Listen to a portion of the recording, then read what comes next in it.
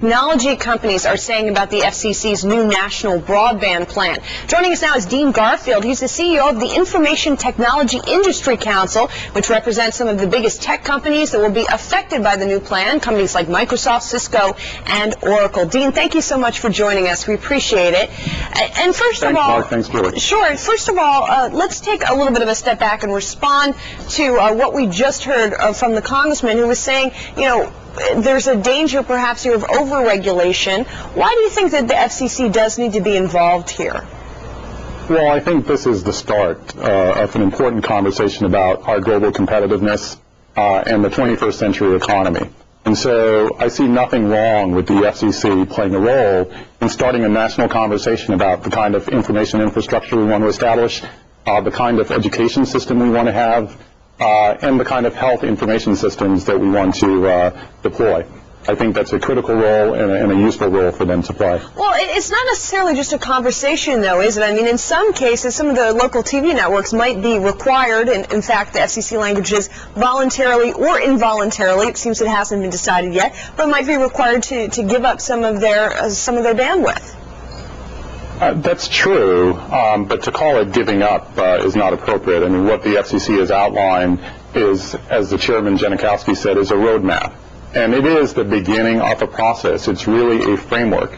So rather than focus on pro or con, I think it's more important to engage in the dialogue and try to figure out where do we want to be as a country in deploying broadband. I think what we can all acknowledge is that the United States is currently underachieving in our broadband deployment. Of the major industrialized country, we're down towards the middle to the end of the pack. Right now, I think we're ranked number 20th. I have two young girls, and when I talk to them, I'm always talking to them about being the best they can be, not being in the middle of the pack. Dean, let's talk about cost. What's the plan for covering the cost of this? Yeah, based on what the FCC has outlined, the plan is budget neutral. The devil is always in the details, and so that's yet to be determined. But given where we are on broadband deployment, given where we are on innovation and all of the innovation indicators, I think this is an investment that we at least should be talking about making. Dean, how is this going to affect your members? How could it benefit them? I think what it does is, you know, our companies compete around the globe and are selling their products around the world. And what this does is it creates and gives the United States a foundation for competing against other countries around the world globally.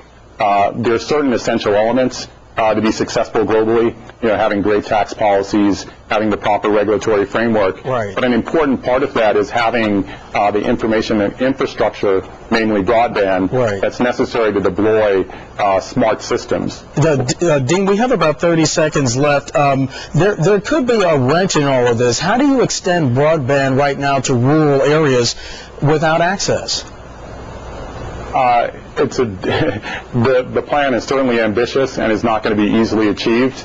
But I think if we've got the best and the brightest in this country, and I think if the public and the private sector come together around this effort, we can do it. Are you assured that the private sector understands the urgency?